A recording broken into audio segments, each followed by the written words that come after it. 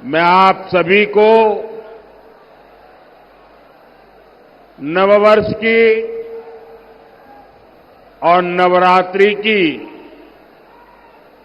अनेक अनेक शुभकामनाएं देता हूं। बालाघाट की धरती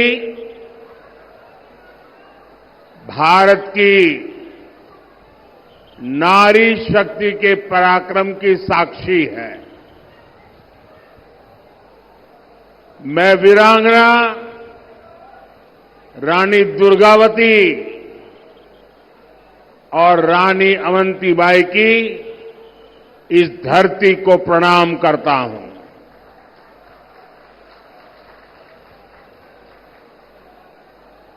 आज जनता जनार्दन का ये सैलाब, ये जन सैलाब ऐसा लग रहा है जैसे केसरिया सागर नजर आ रहा है। और इतनी बड़ी तादाद में माताओं बहनों का स्नेह, उनके आशीर्वाद, ये साफ साफ दिखा रहा है कि 4 जून को मध्य प्रदेश में क्या परिणाम आने वाले हैं।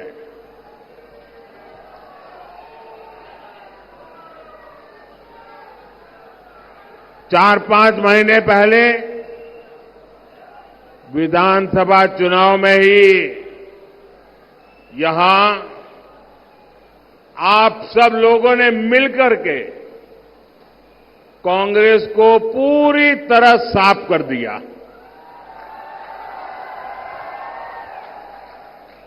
अब लोकसभा चुनाव में तो कांग्रेस के लोग भाजपा से नहीं लड़ रहे हैं, एक दूसरे से लड़ रहे हैं।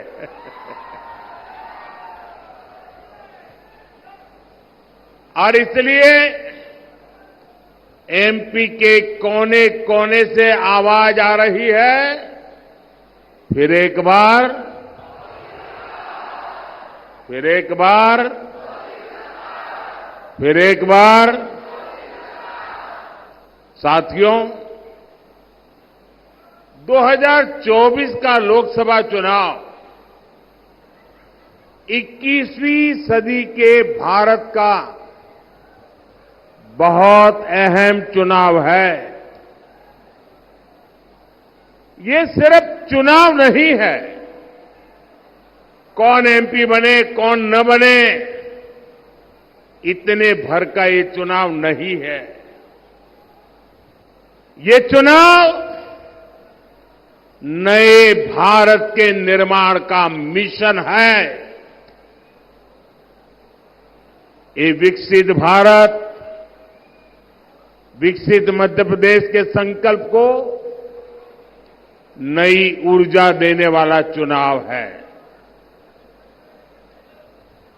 जब G20 में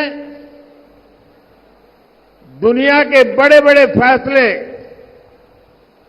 असंभव लगने वाले फैसले भारत में लिए जाते हैं तो हर देशवासी को लगता है उसकी ताकत बढ़ गई है।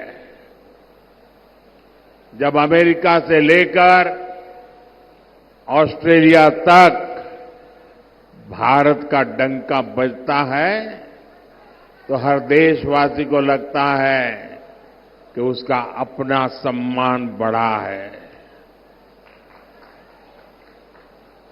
कभी कांग्रेस सरकार अपनी शिकायतें लेकर दूसरे देशों के पास जाती रहती थी, लेकिन आज वक्त बदल चुका है। दुनिया के बड़े बड़े देश, आपस में युद्ध कर रहे देश भारत से अपने मुद्दों पर बात करने के लिए आते हैं। अपने देश का ये रुतबा देखकर हर हिंदुस्तानी का हौसला बुलंद हो जाता है। ये चुनाव देश के इसी बदलाव को नई बुलंदी देने का चुनाव है। साथियों, आजादी के बाद दशकों तक कांग्रेस बहुत ही पुरानी सोच पर चली। एक तो उनके मन में आजादी के आंदोलन का अहंकार भरा पड़ा था और सामान्य मानवीय ने जो आजादी के आंदोलन में त्याग किया, तपस्या की, बलिदान किया, उसको उन्होंने सत्ता में आते ही नकार दिया और एक छोटी सी कोठरी, छोटा सा परिवार का कुनबा हावी हो गया और उसी की सोच देश को पिछड़ेपन की तरफ धकेलती गई। कांग्रेस सोचती थी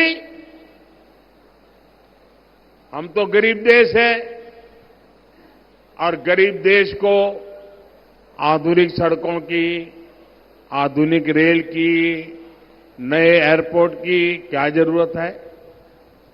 कांग्रेस के बड़े नेता जिन 2-3 बड़े शहरों में रहते थे, वहां अपने लिए सुविधाएं जुटाकर ये लोग देश के दूसरे शहरों को भूल जाते थे।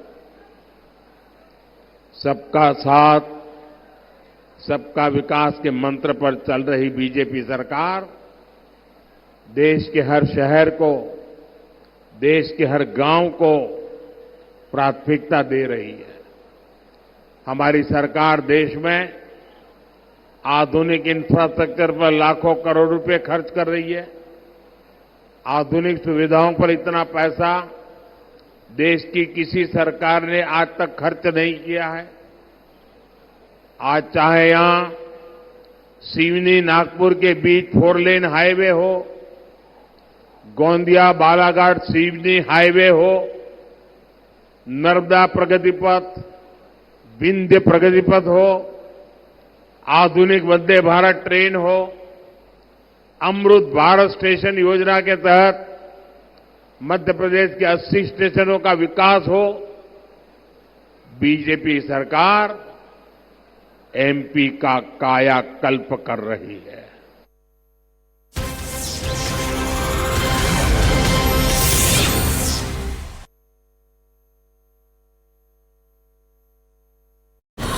आज हम चारों तरफ विकसित भारत का निर्माण होते हुए देख रहे हैं।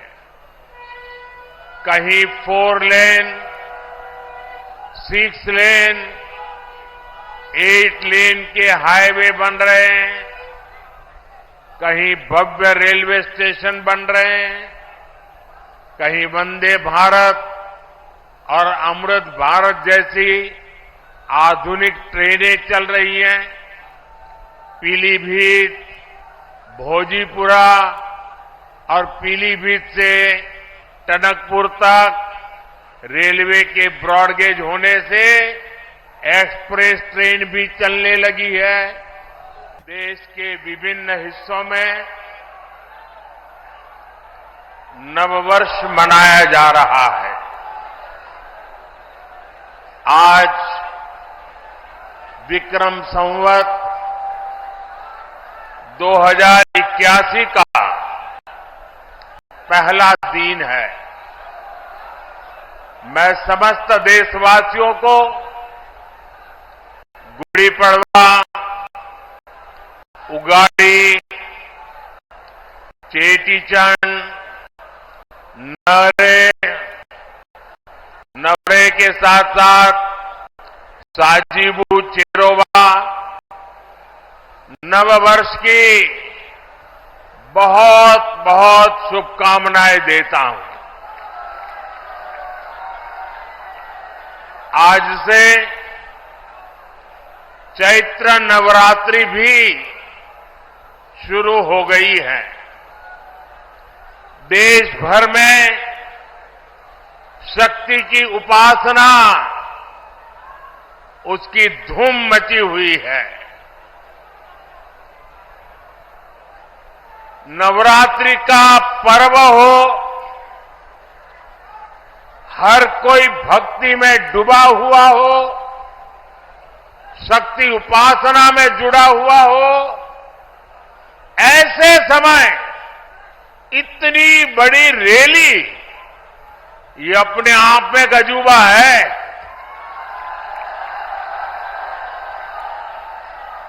क्योंकि मेरा जब कार्यक्रम बन रहा था तो मैंने कहा भाई नवरात्रि है, लोग कैसे आएंगे।